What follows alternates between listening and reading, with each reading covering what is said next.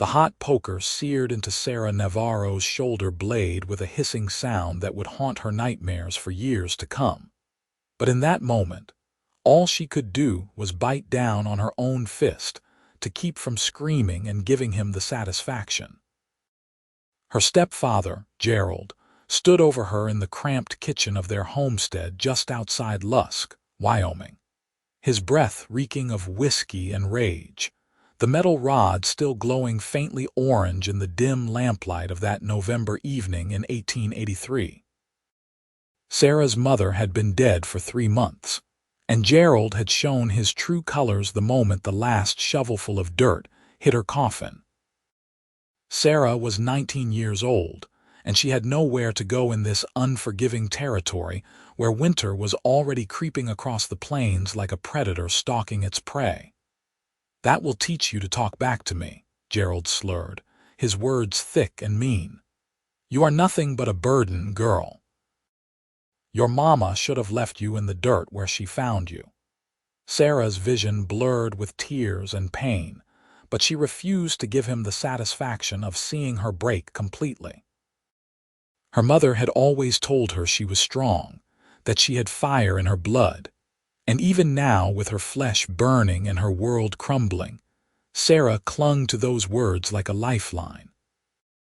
When Gerald finally stumbled off to his bedroom to pass out, Sarah grabbed her mother's old shawl and fled into the cold November night, not knowing where she was going, only knowing she could not stay in that house another moment.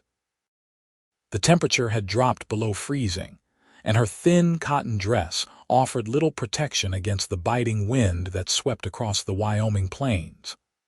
Blood and fluid from the burn soaked through her dress, sticking the fabric to her ruined skin.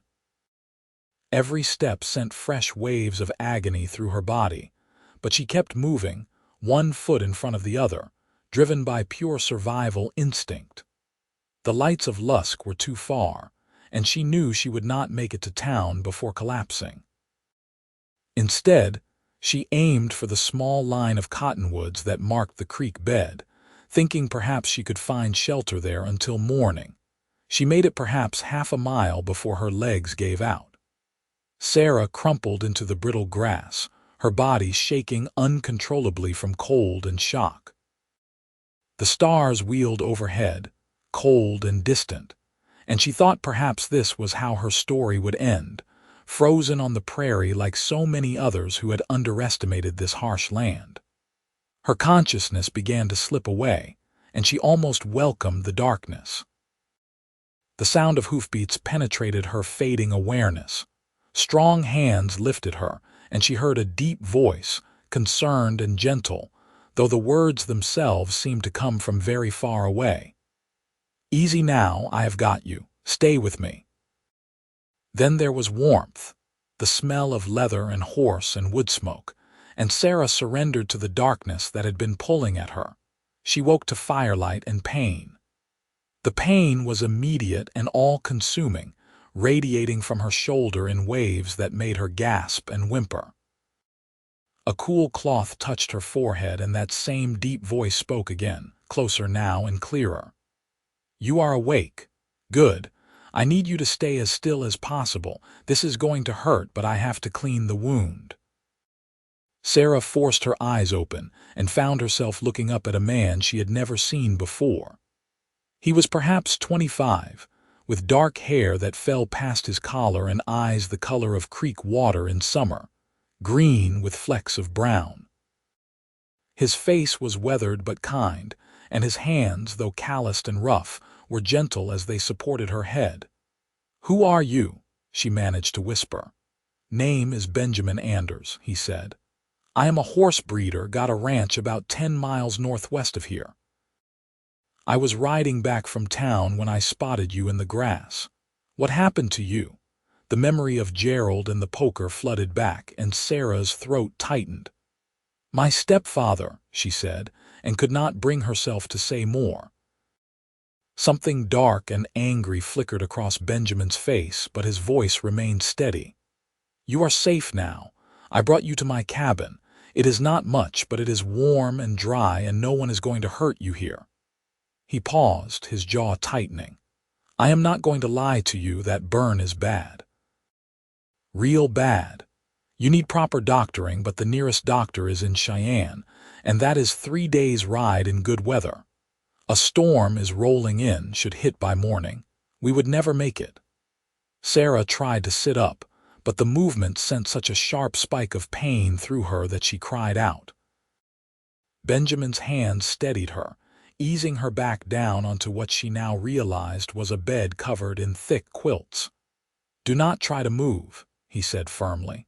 The burn goes deep. I have treated wounds on horses and cattle, and I have got some experience with people too. I can help you, but it is going to take time and it is going to hurt. Do you trust me? She looked into his eyes and saw nothing but honest concern. She had no choice, really, but somehow she knew she would have trusted him anyway. There was something solid about him, something decent that Gerald had never possessed. Yes, she whispered. Good, Benjamin said. He moved away briefly and returned with a bottle and a clean cloth. This is carbolic acid.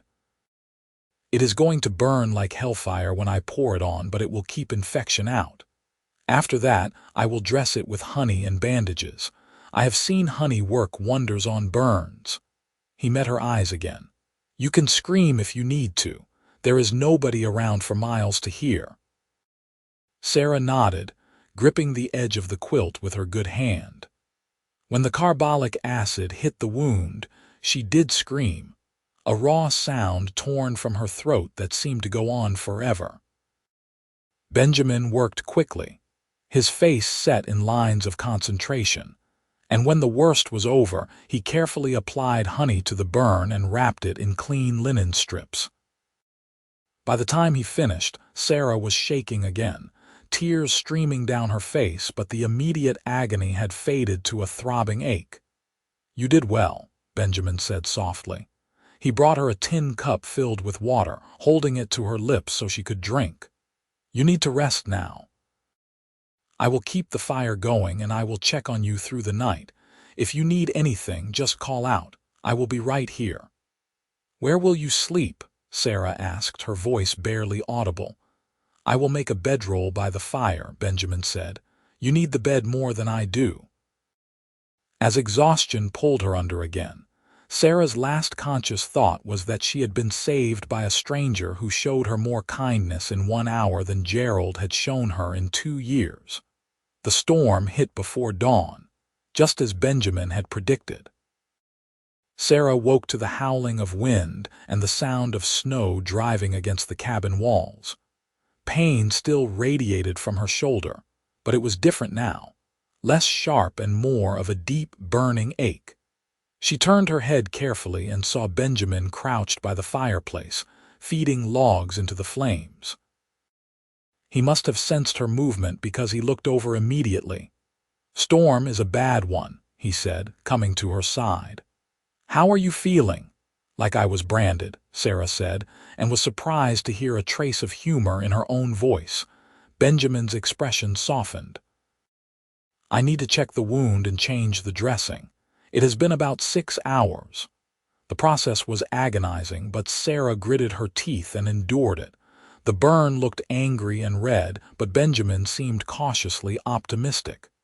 No signs of infection yet, he said. That is a good thing. We need to keep it clean and dressed. I will need to change the bandages twice a day, maybe more if there is drainage. Over the next few days, a routine developed. The storm raged outside, dumping snow in drifts that reached past the cabin windows. Inside, Benjamin tended to Sarah's wound with the patience of a man who understood that healing could not be rushed. He fed her broth and bread, helped her sit up when she was strong enough, and changed her dressings with steady, gentle hands. Between the wound care, he talked to her, asking about her life, telling her about his own. Sarah learned that Benjamin had come to Wyoming 5 years earlier from Missouri, following a dream of breeding horses on the open range. He had built his ranch from nothing, working sunrise to sunset, learning the land and the animals. He had a small herd of horses, maybe 30 head, that he bred for stamina and temperament. Cowboys need reliable mounts, he explained. I do not breed for fancy looks. I breed for horses that will not quit when the work gets hard.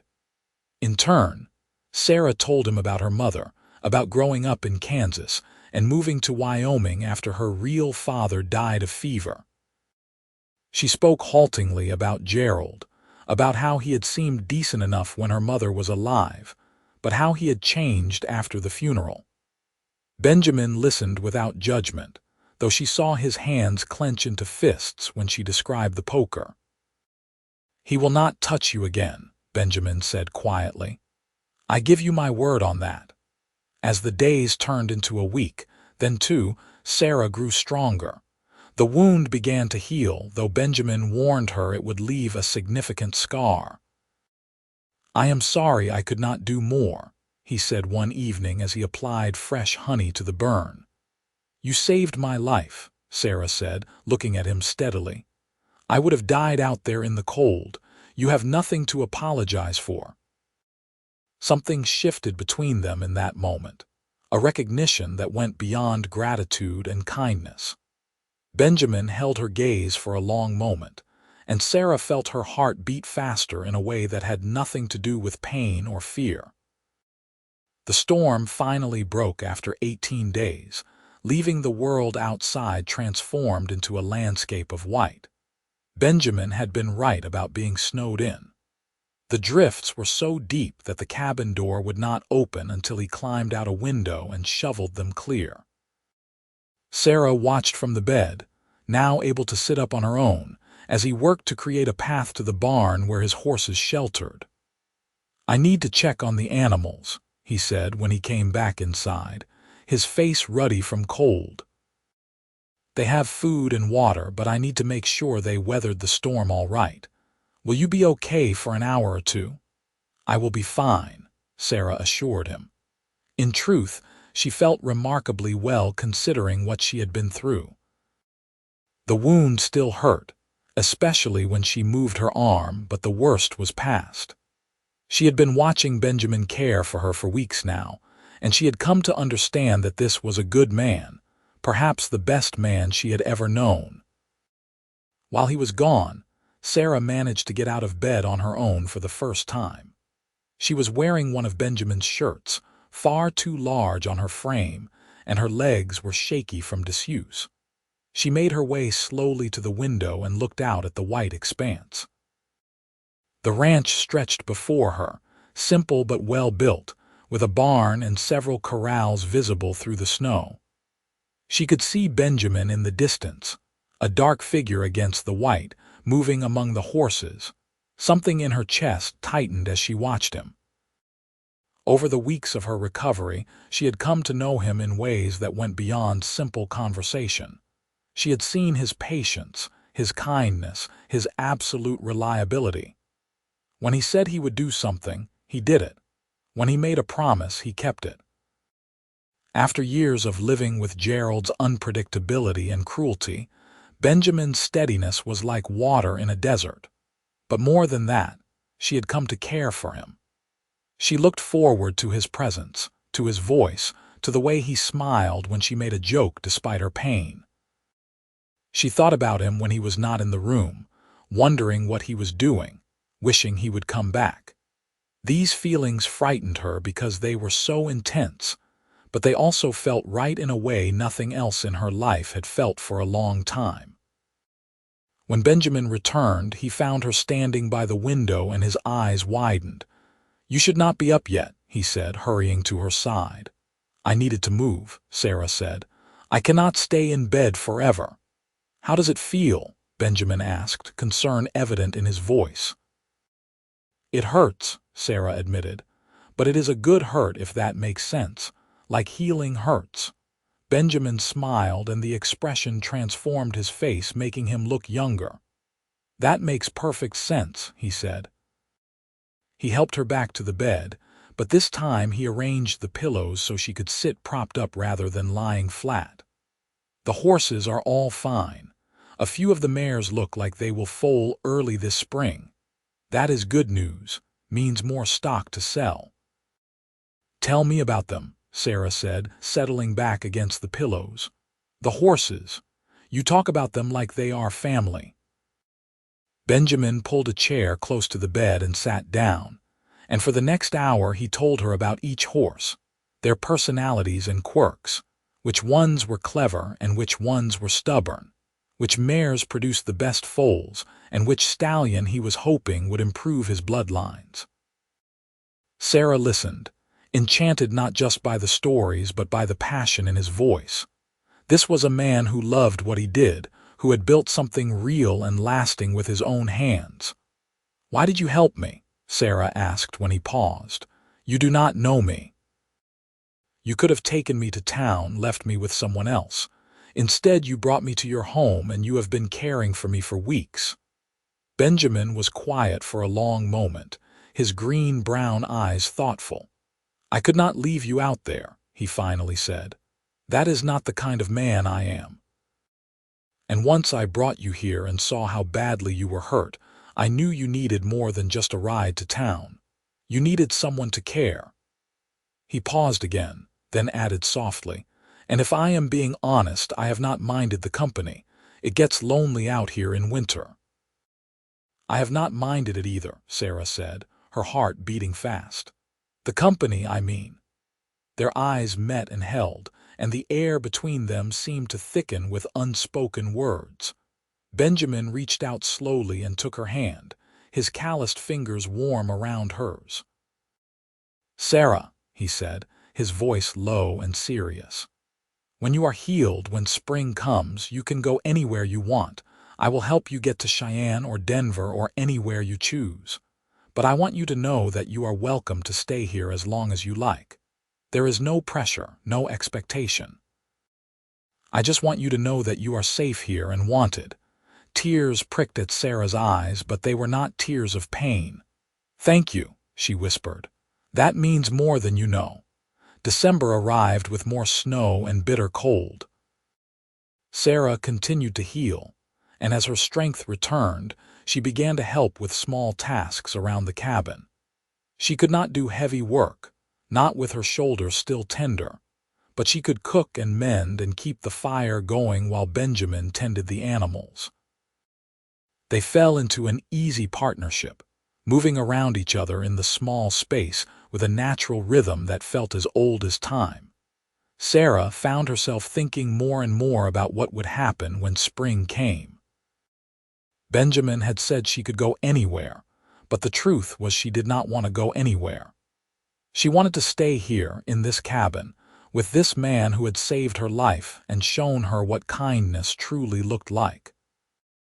But she was afraid to say so, afraid that he was only being polite, that he did not feel the same pull that she felt every time their hands accidentally brushed or their eyes met across the room.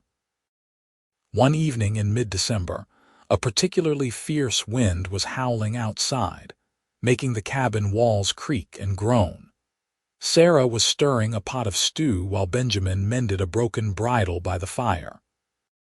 The domesticity of the scene struck her suddenly, how right it felt to be here doing these simple tasks together. "Benjamin," she said, her voice tentative. "Can I ask you something?" "Anything," he said, looking up from his work. "You ever think about the future? About what you want your life to look like?" Benjamin set down the bridle and gave her his full attention. "I think about it sometimes," he said carefully. "I always figured I would keep building the ranch, maybe get the herd up to 50 or 60 head. I thought maybe someday I would find a good woman to share it with, have a family. But out here, opportunities to meet people are few and far between. Most of the time I figured I would just be on my own." He paused, his eyes searching her face. "Why do you ask?" Sarah took a deep breath, gathering her courage. "Because I think about the future too. Before I met you, I did not think I had one. I thought I would either freeze to death on the prairie or spend the rest of my life trapped with Gerald, wishing I was dead. But now I think about spring, about summer, about years from now. And when I think about those things, I always think about being here." Benjamin stood slowly, crossing the small distance between them. He took the spoon from her hand and set it aside, then gently cupped her face with both hands. "Sarah Navarro," he said, his voice rough with emotion. "I have been half in love with you since the moment I found you in that grass, so fierce and determined to survive. These weeks with you have been the best of my life, even with all the worry and the work. I did not say anything because I did not want to take advantage, did not want you to feel obligated because I helped you. But if you are saying what I think you are saying, then I need you to know that I want you to stay. Not as a guest, not as someone I am helping. I want you to stay because this is your home, because you want to be here with me." "I do want that," Sarah whispered. "I want all of that." Benjamin kissed her then, soft and careful, mindful of her healing shoulder. Sarah kissed him back, pouring into it all the feelings she had been holding inside for weeks. When they finally pulled apart, both were breathless and smiling. "I love you," Benjamin said simply. "I know it is fast. I know we have only known each other a short time, but I have never been more certain of anything." "I love you too," Sarah said, and felt the truth of it resonate in her bones. "You saved me in every way a person can be saved." That night, Benjamin held her carefully as they lay in the bed together for the first time, her back against his chest, his arm draped protectively over her waist. Outside the wind howled and the snow fell, but inside the cabin, Sarah felt warm and safe and cherished in a way she had never experienced before. Christmas came and went quietly. Benjamin surprised Sarah with a gift he had been secretly working on, a carved wooden box with her initials on the lid. "For keeping things safe," he explained. "Things that matter to you." Sarah gave him a new shirt she had sewn from fabric she found in a trunk, working on it in stolen moments when he was outside. The fit was not perfect, but Benjamin wore it with pride, saying it was the finest shirt he had ever owned. As January arrived and the worst of winter settled in with brutal cold and more snow, Benjamin continued to tend Sarah's wound with devoted care. The burn was healing well, forming a thick scar that would mark her forever. "Does it bother you?" Sarah asked one day as he was changing the dressing. "The scar, I mean. It is ugly." Benjamin's hand stilled, and he looked at her with such intensity that her breath caught. "That scar is proof that you survived," he said firmly. "It is proof that you are strong enough to endure things that would break most people. There is nothing ugly about that, Sarah. Nothing at all." Tears filled her eyes. "How do you always know the right thing to say?" "I just tell you the truth," Benjamin said simply. He finished securing the bandage and then pulled her close, pressing a kiss to her forehead. "You are beautiful, Sarah. That scar does not change that." As the weeks passed and winter maintained its grip on the land, Sarah and Benjamin grew closer still. They talked for hours about everything and nothing, sharing stories of their pasts and dreams for the future. Benjamin spoke of expanding the ranch, of building a bigger house someday, of raising horses that would be sought after throughout the territory. Sarah talked about wanting to learn to ride properly, about maybe starting a garden in the spring, about simple dreams that now seemed possible. They also talked about the practical matters that lay ahead. "We should get married," Benjamin said one evening in late January. "I mean, if you want to. I know we already talked about you staying, but I want to make it proper. I want everyone to know that you are my wife, that you belong here." "I want that too," Sarah said, warmth spreading through her chest. "But how? We cannot get to town until the snow melts." "There is a circuit preacher who comes through in the spring," Benjamin explained. "Usually gets to Lusk sometime in April. We could go to town then, get properly married. Until then, we know what we are to each other, and that is enough for me if it is enough for you." "It is enough," Sarah agreed. "More than enough." By February, Sarah's shoulder had healed enough that she could use her arm more normally, though it still ached in cold weather and certain movements remained painful. Benjamin declared her recovery remarkable, attributing it to her youth and strength. "You are a fighter," he told her proudly. "You did not give up, not when Gerald hurt you, not during the healing. That kind of strength is rare." The days began to lengthen gradually, though the snow still lay thick on the ground. Benjamin started preparing for spring, mending fences and equipment, checking on the pregnant mares more frequently. Sarah helped where she could, learning the rhythms of ranch life, discovering that she loved the work despite its challenges. One cold morning in late February, Benjamin came in from the barn with his jaw set and his eyes worried. "One of the mares is having trouble," he said. "The foal is breached. I need to help her, but it is going to take both hands and all my attention. Can you hold the lantern and help me?" "Of course," Sarah said immediately. Grabbing her coat in the barn, the mare was down and in clear distress. Benjamin worked with calm efficiency, talking softly to the horse while his hands performed the delicate work of turning the foal. Sarah held the lantern steady, despite the cold and the length of time they were there. Finally, after what seemed like hours, the foal slid free, alive and moving. The mare nickered softly and began cleaning her baby. Benjamin sat back in the straw, exhausted and relieved. "Good work," he said to Sarah. "You did not flinch once." "I have seen worse," Sarah said quietly, thinking of that night with Gerald and the poker. Then she pushed the thought away, refusing to let him poison this moment. That was beautiful, actually. New life. Hope. Benjamin pulled her down beside him in the straw and kissed her, heedless of the cold and the mess and the tired mare watching them. "You are my hope," he said against her lips. "You are my new life." March arrived with the first hints of warming weather. The snow began to melt, creating rivers of mud and revealing the brown grass beneath. The horses grew restless, eager to be out of the barn and corrals and into open pasture. Benjamin started planning what crops they would plant, where they would expand the fencing, how many horses they might be able to sell in the fall. "I want to go see your land," Sarah said one afternoon when the sun was shining, and the temperature had climbed above freezing for the first time in months. "I want to ride out and see all of it."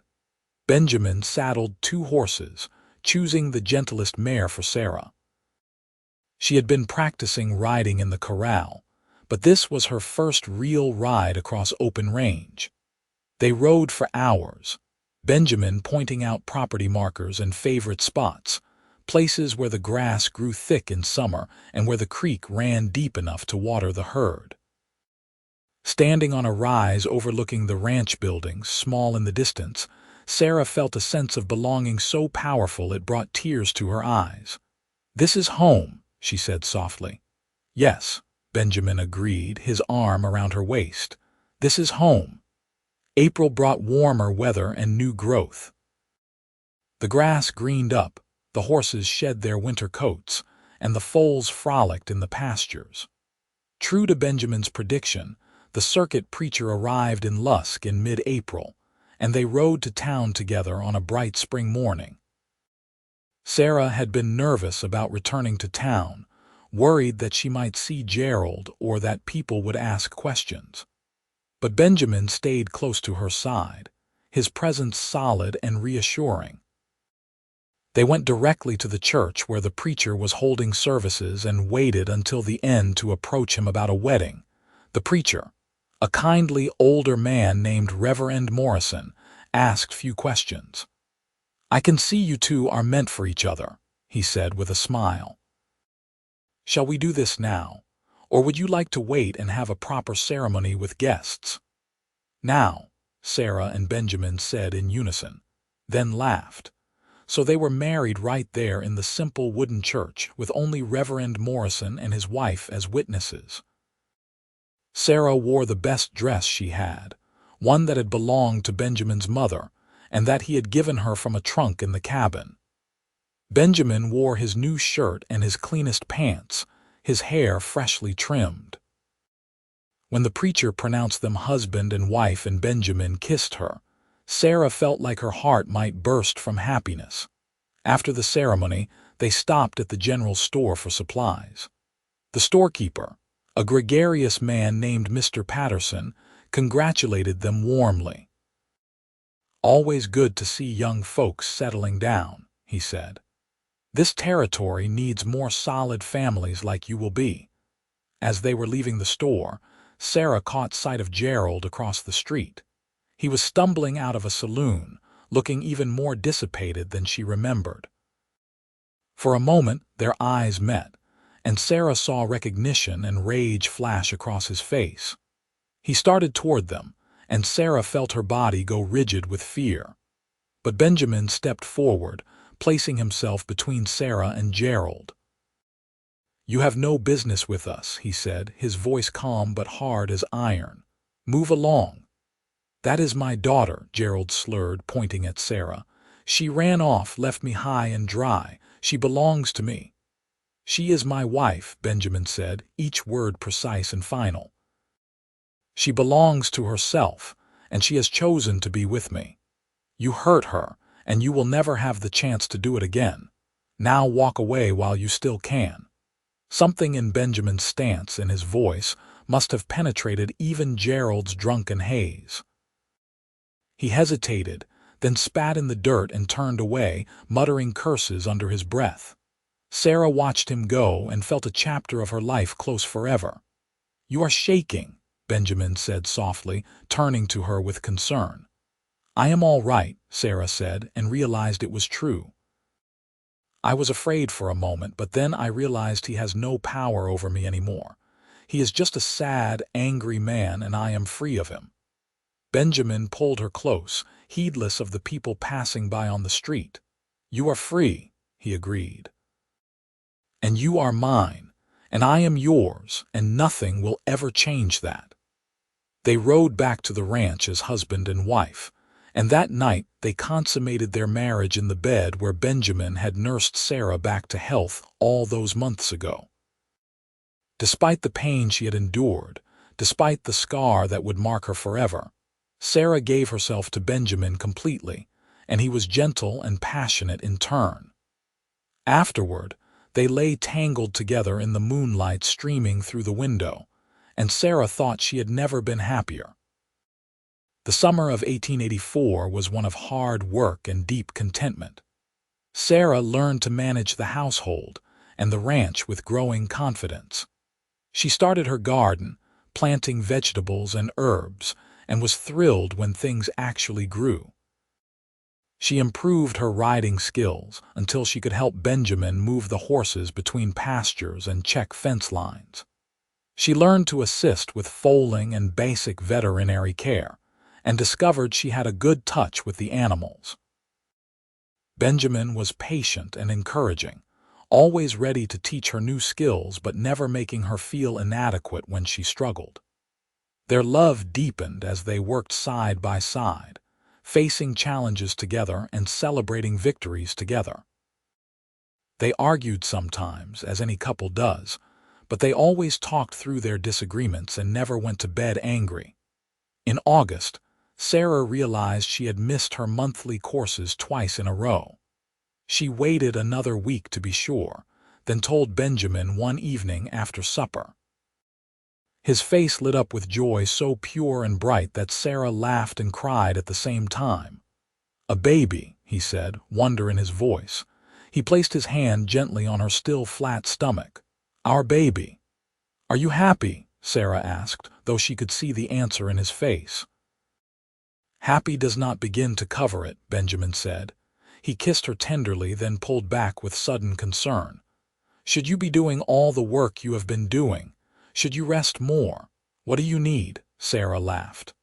"I am pregnant, not made of glass. Women have been having babies and working ranches for as long as there have been ranches. I will be fine." But Benjamin fussed over her anyway, insisting she take breaks, lifting anything heavy himself, constantly checking that she was not overdoing it. Sarah found his concern endearing even when it was excessive, and she let him take care of her because she knew it made him feel better. The pregnancy progressed smoothly through the fall. Sarah continued her work, though she did adjust her activities as her belly grew. Benjamin hired a young cowboy named Tom to help with some of the heavier ranch work, and Tom proved to be a good worker and a friendly presence. He bunked in the barn and took his meals with them, becoming something like a younger brother to both of them. Winter came again, Sarah's second winter on the ranch, but this time it held no terror. The cabin was warm and well stocked with food, the animals were healthy and secure, and Sarah was surrounded by love. She spent the long winter evenings knitting baby clothes and sewing blankets while Benjamin worked on building a cradle, the wood smooth and beautiful under his skilled hands. "You hope for a boy or a girl?" Sarah asked him one evening in January of 1885, watching him work on the cradle. Benjamin looked up, considering. "I do not care either way," he said honestly. "As long as the baby is healthy and you are healthy, that is all that matters to me." "I think I hope for a boy," Sarah said. "A boy like you, strong and kind and good." "If we have a daughter, she will be like you," Benjamin countered. "Fierce and brave and beautiful." Their son was born on a cold March morning, arriving a few weeks earlier than expected but healthy and strong. The birth was long and difficult, attended by a midwife from town who had come to stay at the ranch for the last month of Sarah's pregnancy. Benjamin paced outside for hours, and when the midwife finally emerged to tell him he had a son and that Sarah was fine, he nearly collapsed with relief. Sarah lay exhausted in the bed, the baby nestled in her arms when Benjamin came in. Tears streamed down his face as he looked at them.